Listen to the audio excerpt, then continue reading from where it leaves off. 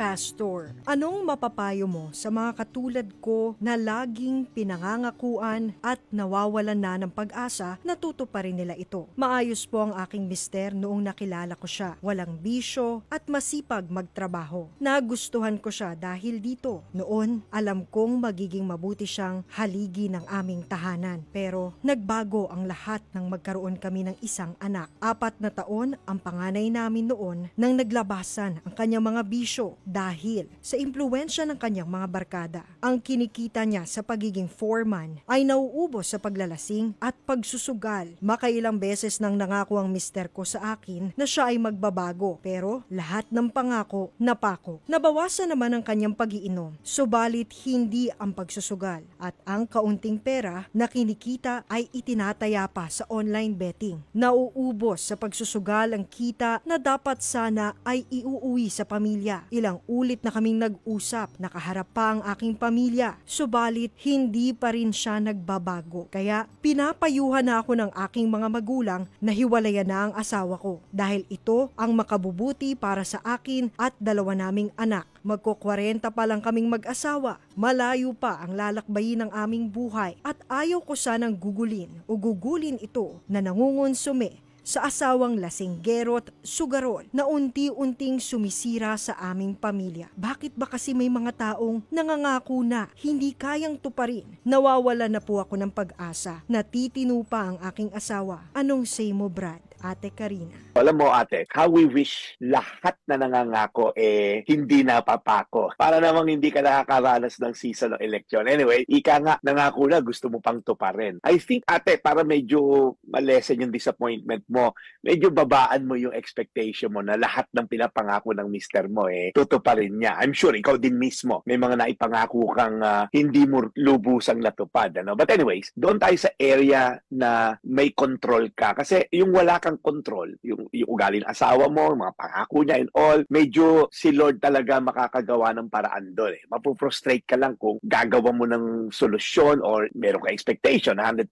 gagawin niya. So, dun sa wala kang control, hindi na muna kita papayuhan dyan. Dito sa area na may control ka, dito na lang kita mapapayuhan. Kaya meron ako gustong i-share sa iyo, ate, no? Tungkol dito sa pinagdadaanan mo ngayon and hopefully magkaroon tayo ng kalinawan, ika nga, sa sitwasyon natin. Una kong gusto sabihin sa iyo, ate, kay Lord ka humanap ng lakas at pag-asa. In fact, yan yung verse natin ngayon sa Mateo 11:28. Pakita mo, Seth, lumapit kayo sa akin, kayong lahat na nahihirapan at nabibigatan sa inyong pasanin at bibigyan ko kayo ng kapahingahan. Ikaw, ate, na pagod na, kakaasa dyan sa mister mo. Sabi dito, come to me all you are weary. Humanap ka ng lakas at pag-asa sa Diyos dahil daw, I will give you rest. Sa sitwasyong ito, mahalaga na harapin mo o hanapin mo ang iyong lakas at kapanatagan ng loob sa Diyos. Hindi mo kayang baguhin ang iyong asawa sa sarili mong lakas, pero kayang-kaya to ng Diyos. Patuloy tayong manalangin. Patuloy kang umasa na itong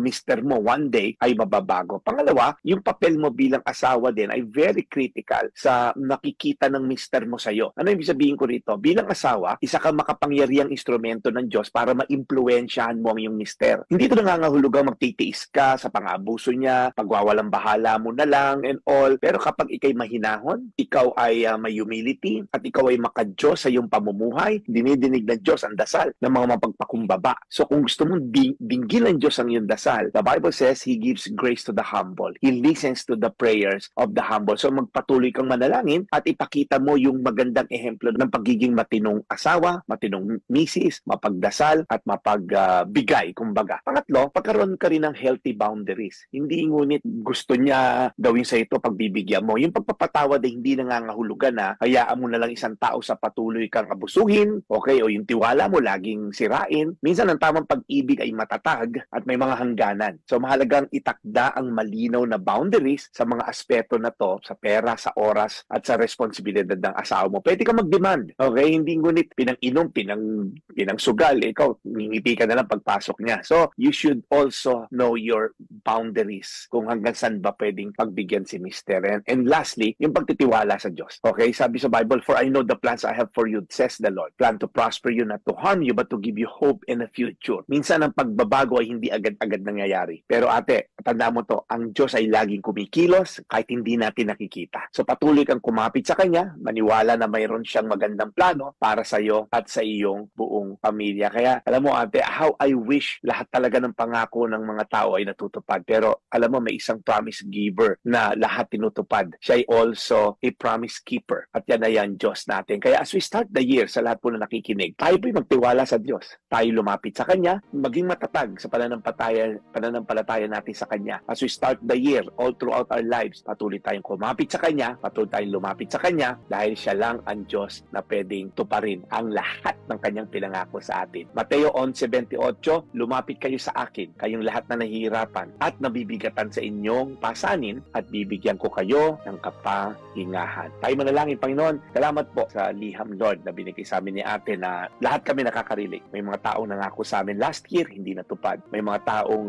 malalapit sa amin na ito, ganyan, pangako dito, pangako doon, pero karamihan hindi natupad. Pero Lord, patuloy lang kaming mamuhay ng tapat sa iyo. Patuloy lang kaming umasa. Patuloy naming gawin din yung aming responsibilidad sa aming kapwa. At alam namin, Lord, yung katapatan mo mangingibabaw sa huli. Kaya Lord, I pray, yung mga tao, Lord, na patuloy na lumalapit sa iyo, Lord, nawa, lalo this year, 2025, lalo silang lalapit sa iyo.